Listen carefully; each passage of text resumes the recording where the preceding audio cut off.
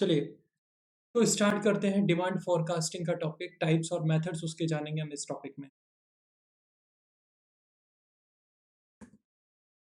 सबसे पहले हम बात करें डिमांड की फोरकास्टिंग जो होती है। पहले एक बार ओवरव्यू ले लेते हैं। वैसे तो हम लोग इसको एक बार डिस्कस कर चुके हैं। डिमांड फोरकास्टिंग होती क्या है? जब अपनी सेल्स हिस्ट्री के बेसिस पे आप क्या करते हो या और टेक्निक्स का यूज़ करके आप फ्यूचर में होने वाली सेल्स को एक्सपेक्ट करते हो, है ना? एक फोरकास्ट करते हो, एक अनुमान लगाते हो, जैसे हम हिंदी में बोलते हैं, तो उसे हम बोलते हैं डिमांड फोरकास्ट। तो इस ये आपकी एक सेल्स फोरकास्टिंग भी होती है, डिमांड फोरकास्टिंग भी कहलाती है। और दोनों ही एक ही बात है कि जो सेल्स होगी वही तो उसी की तो डिमांड आएगी आपकी। तो आपको पता लगाना होता है कि फ्यूचर में या फिर नेक्स्ट ईयर या मे बी नेक्स्ट 6 मंथ में या फिर नेक्स्ट मंथ में या फिर नेक्स्ट 5 ईयर बाद हमारी जो सेल्स होने वाली है या फिर जो हमारे प्रोडक्ट की डिमांड आएगी वो कितनी होगी, इसको हम बोलते हैं डिमांड फोरकास्टिंग। और इसके अगर हम टाइप देखें तो यहाँ पे 3 टाइप दिए हुए हैं। मार्केट लेवल फोरकास्ट होता है, एक होता है टाइम लेवल फोरकास्ट और एक हो जाता है फर्म लेवल फोरकास्ट। तो अभी पहले टाइप समझते हैं फिर मेथड समझेंगे। अगर हम मार्केट लेवल पे देखें ना, तो यहाँ पे मार्केट लेवल पे फोरकास्ट में आ जाता है आपका सिटी बेस्ड फोरकास्ट। एक सिटी लेवल पे आप फोरकास्टिंग करते हो, आप जिस सिटी में हो उस लेवल पे, है ना? फिर मे बी आपका आपकी जो ऑर्गेनाइजेशन है, आपके जो प्रोडक्ट हैं वो पूरी स्टेट में अवेलेबल हैं। बट आप क्या करते हो, सिटी वाइज चेक करते हो कि लखनऊ में भाई हमारी सेल कितनी होने वाली है, कानपुर में सेल कितनी होगी, आगरा में सेल कितनी होगी, बरेली में सेल कितनी होगी, शाहजहाँपुर में सेल कितनी होगी, है ना? इलाहाबाद में सेल कितनी होने वाली है। तो आप क्या करते हो, सिटी लेवल पे हम क्या करते हैं, अपनी सेल्स फोरकास्टिंग करते हैं, डिमांड फोरकास्टिंग करते हैं। दूसरा कंट्री लेवल पे हम पूरी कंट्री की करते हैं।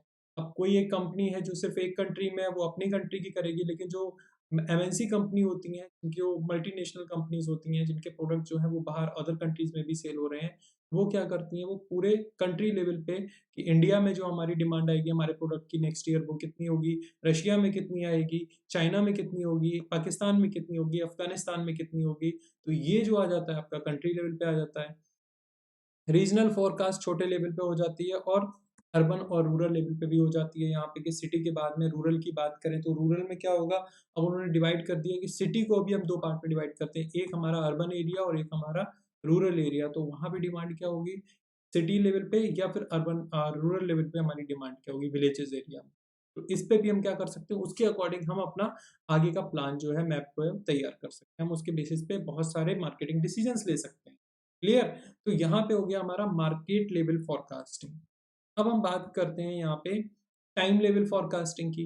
टाइम लेवल फोरकास्टिंग क्या हो जाता है? देखिए ये 2 तरह का होता है, सिंपल है। पहला होता है हमारा शॉर्ट टर्म। शॉर्ट टर्म कौन करता है? स्मॉल फर्म्स जो होती हैं, स्मॉल फर्म्स या फिर स्मॉल ऑर्गेनाइजेशंस होती हैं, ठीक है? जो बहुत बड़े लेवल की नहीं होती, इंडस्ट्री लेवल की नहीं, वो छोटी फर्म्स होती हैं ऑर्गेनाइजेशन, वो शॉर्ट टर्म डिमांड करती हैं। शॉर्ट टर्म डिमांड है जो वो नेक्स्ट 3 मंथ की हो सकती है, 6 मंथ की हो सकती है या फिर 1 ईयर की हो सकती है, या बहुत ज़्यादा 1 से डेढ़ साल, 2 साल। तो ये शॉर्ट टर्म लेवल में आ जाता है। जब हम बात करते हैं बड़ी-बड़ी कंपनियाँ जैसे कि हमारी रिलायंस हो गई, टाटा हो गई, इन्फोसिस हो गई, टीसीएस हो गई, ठीक है? ये जो कंपनियाँ होती हैं ना, ये क्या करती हैं, ये लॉन्ग टर्म डिमांड करती हैं। देखिए, ये बड़ी इंडस्ट्री होती हैं, लॉन्ग टर्म डिमांड के लिए आपको कैपिटल भी काफ़ी अच्छी चाहिए होता है, फाइनेंस अच्छा चाहिए होता है ना? रिसोर्स प्लानिंग, टीम सब कुछ बहुत अच्छा चाहिए होता है। तो ये छोटी ऑर्गेनाइज़ेशन जो है, वो इतना बजट नहीं कर पाती हैं मैनेज। तो ये जो है, जो बड़े-बड़े लॉन्ग टर्म वाले प्लान होते हैं ना फोरकास्टिंग, ये कौन करता है? ये करती हैं बड़ी ऑर्गेनाइज़ेशन जैसे कि रिलायंस हो गई, गूगल हो गई, फेसबुक हो गई। ये लोग करते हैं आने वाले 10 साल की फोरकास्ट की, 10 साल बाद आपकी कंपनी। क्लियर है? तो ये इनके मिशन और विज़न जो होते हैं ना, उसके बेसिस पे करते हैं। अब आपको पता हो अ, जियो का जो कॉन्सेप्ट था, वो रिलायंस इंडस्ट्री, आपको क्या लगता है कि जियो उन्होंने 1-2 मंथ पहले सोचा होगा और उन्होंने एकदम से प्लान कर दिया होगा कि हम जियो लॉन्च करेंगे और जियो की सिम जो है वो हम फ्री में सबको प्रोवाइड करेंगे। ऐसा तो पॉसिबल हो नहीं सकता है। उन्होंने कम से कम 5 टू 10 ईयर की प्रोसेस रही होगी, एटलीस्ट 5 ईयर की तो प्रोसेस रही होगी, जिसमें उन्होंने 5 साल पहले प्लान करना शुरू कर दिया था कि इंडिया में पहला 4G हम लेके आएँगे। शायद तब 3G भी ना आया हो, तब वो 4G की प्लान करनी शुरू कर दिया हो उन्होंने कि 4G हम लेके आएँगे, कैसे स्पेक्ट्रम मिलेगा, कैसे कहाँ हमारे टावर लगेंगे, कौन हमारी टीम होगी, किस तरीके से हम मार्केट में एंट्री करेंगे, ये सारी चीज़ें और कितनी डिमांड आएगी। तो प्राइस पेनिट्रेशन का यूज़ करके हम डिमांड एकदम से बल्क में डिमांड लेके आएँगे। क्यों? तो उतने प्रोडक्ट पहले से हमारे पास तैयार होंगे, तभी तो होगा ना कि कितनी सारी सिम उनके पास में पहले से अवेलेबल होंगी, शॉर्टेज तो पड़ी नहीं थी कभी। धीरे-धीरे फ्लो में वो करते जा रहे थे। तो ये जो चीज़ें हैं हमारी, ये आ जाती हैं लॉन्ग टर्म फोरकास्ट में। तो आपको क्लियर हो गया short term forecasting and long term forecasting. अब हम बात करते हैं firm level forecast. Firm level पे क्या हो जाता है, यहाँ पे आपका ये 2 तरीके से हो जाता है, इंटरनल और external. External macro level forecasting होती है। मैक्रो लेवल या एक्सटर्नल वो फैक्टर्स जिन पे हमारा कोई भी जोर नहीं चलता, that is totally out of control factors, है ना? जैसे कि पॉलिटिकल हो गए, गवर्नमेंट के लीगल हो गए, सोशल हो गए, इकोनॉमिकल फैक्टर्स हो गए, हमारे टेक्नोलॉजिकल फैक्टर्स हो गए, है ना? एनवायरमेंटल फैक्टर हो गए। ये सारे किसमें आ जाते हैं? ये आ जाते हैं एक्सटर्नल मैक्रो लेवल फैक्टर। इन सारी चीज़ों को सोच के भी हम फोरकास्टिंग करते हैं। दूसरा क्या हो जाता है, हमारा इंटरनल बिजनेस लेवल फोरकास्टिंग होती है। हम अपने इंटरनल भी तो चेक करेंगे। अब क्या जियो ने दो, और मोस्टली कंपनियां जो है ना, मैं आपको बताऊं, दोनों ही फोरकास्टिंग करती हैं, इंटरनल भी और एक्सटर्नल भी। तभी तो जाके उनकी फोरकास्टिंग कंप्लीट हो पाएगी। इंटरनल में क्या आ जाएगा, आपके पास एम्प्लॉय कितने हैं, लेबर कितनी है जो आपका प्रोडक्शन कर रही है, प्रोडक्शन करने के लिए आपके पास प्रॉपर स्पेस है, आपके पास स्टोर या रूम या जो भी वेयर हाउस है, वेयर हाउस की अवेलेबिलिटी है, आपके पास में मशीनरी है, क्या आपके पास में फाइनेंस है उतना कि आप इतना मैनेज कर पाओ, या आपके पास में सप्लायर हैं जो आपको कंटिन्यू इतना रॉ मटेरियल दे पाएँ। ये सारी चीज़ें हमारी किसमें आ जाती हैं, इंटरनल में आ जाती हैं। माफ़ कीजिए, सप्लायर प्रॉपर इंटरनल में नहीं आते हैं, लेकिन जो हमारी ऑर्गेनाइजेशन की बाकी सारी चीज़ें हैं वो सारी इंटरनल में आती हैं, सारे ऑपरेशंस वगैरह इंटरनल में। तो ज़ाहिर-सी बात है, हम फोरकास्टिंग करने से पहले दोनों ही चीज़ें सोचेंगे, इंटरनल भी और एक्सटर्नल।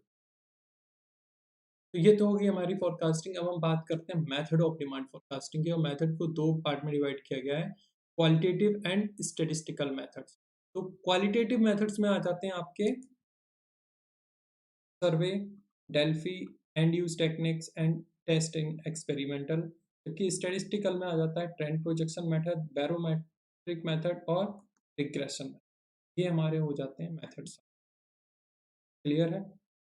तो इसके बाद में एक-एक करके सारे मेथड समझते हैं।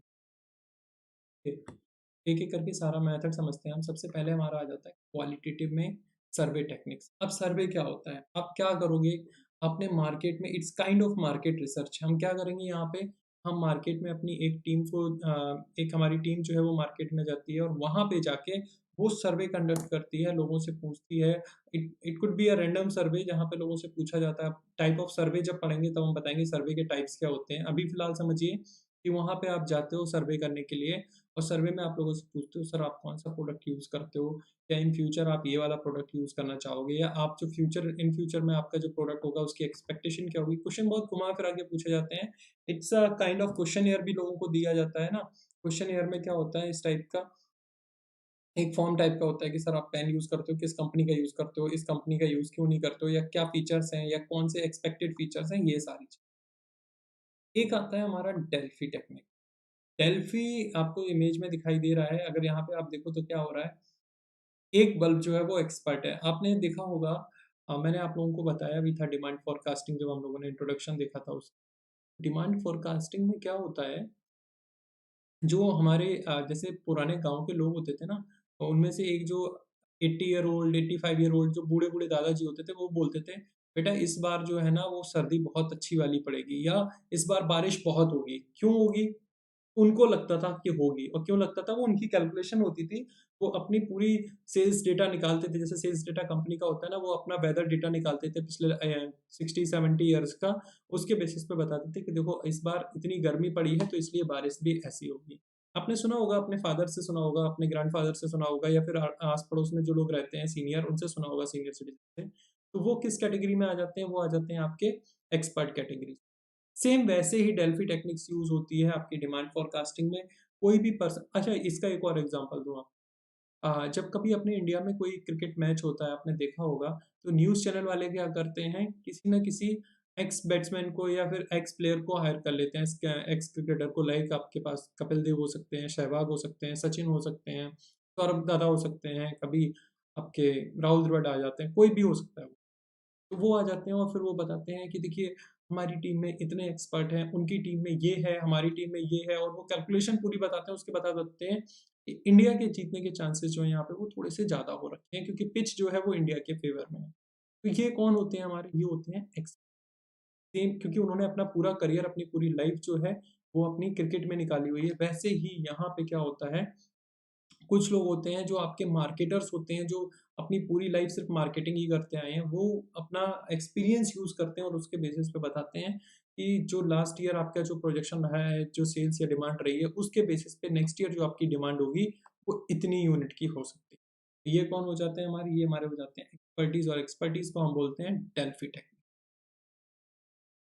उसके बाद आ जाता है हमारा and use techniques. And use technique simple है बहुत। एंड यूज़ टेक्निक्स हमारी क्या हो जाती है? एंड यूज़ टेक्निक्स में हम करते हैं, जो हमारा कॉन्सेप्ट होता है, यहाँ पे भी हमारा सर्वे होता है। इट्स काइंड सेम लाइक आपका जो ये सर्वे मेथड था, लेकिन सर्वे में हम क्या कर रहे थे? सर्वे में हम किसी से भी, कोई भी हमारा कस्टमर है या नहीं है, डज़न्ट मैटर, हम किसी से भी पूछ ले रहे थे। लेकिन जब हम क्या करते हैं, एंड यूज़ टेक्निक का यूज़ करते हैं, तो यहाँ पे हम सबसे पहले देखते हैं कि सर, क्या आप मारुति सुजुकी की कार यूज़ कर रहे हैं?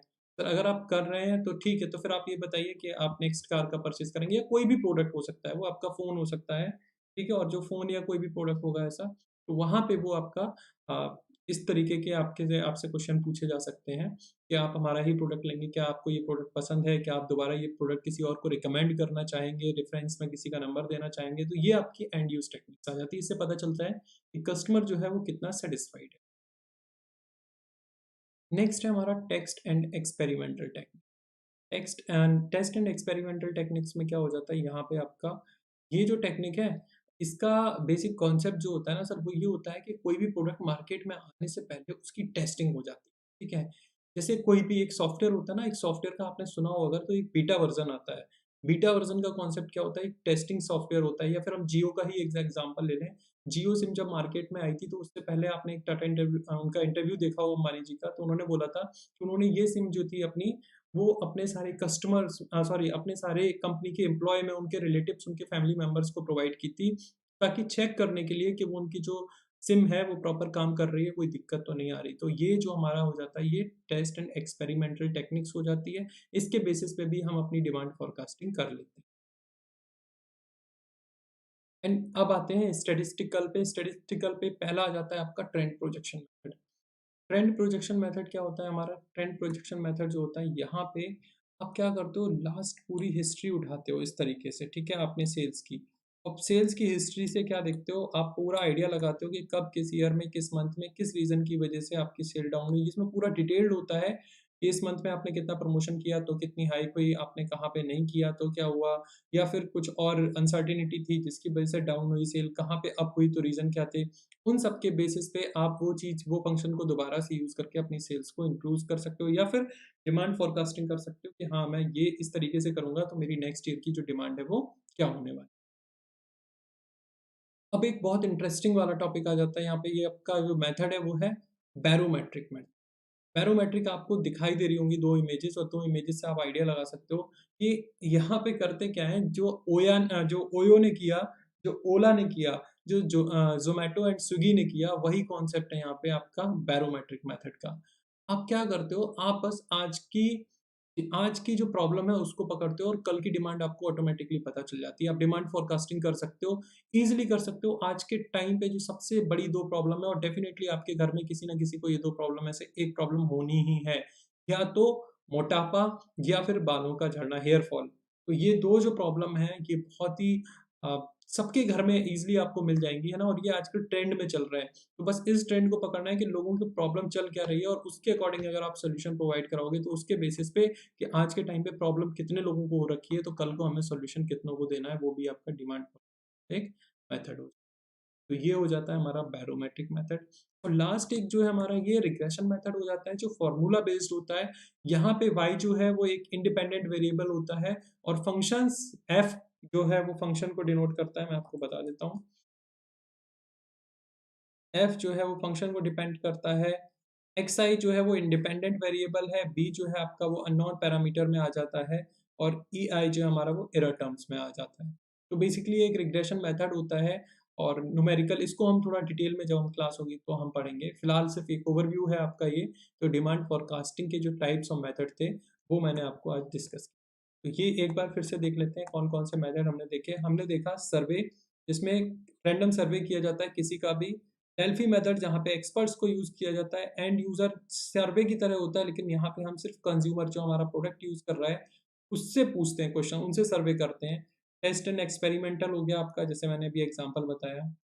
ट्रेंड प्रोजेक्शन मेथड हमारा जो हम लास्ट सेल्स हिस्ट्री और जो भी हमने लास्ट में अपने एक्सपेरिमेंट किए हैं, जो सेल्स की है, जो प्रमोशंस वगैरह की है, उनके बेसिस पे हमारी सेल में अप डाउन्स आए हैं, उन सब के यूज़ करके हम प्रोजेक्शन मेथड यूज़ करते हैं। बैरोमेट्रिक हमारा आज की प्रॉब्लम कल का सॉल्यूशन, और regression it's a formula based. तो ये हमारे थे types and methods of demand forecasting. I hope आपको ये वीडियो अच्छा लगा हो। Thank you so much for watching this video. Thank you.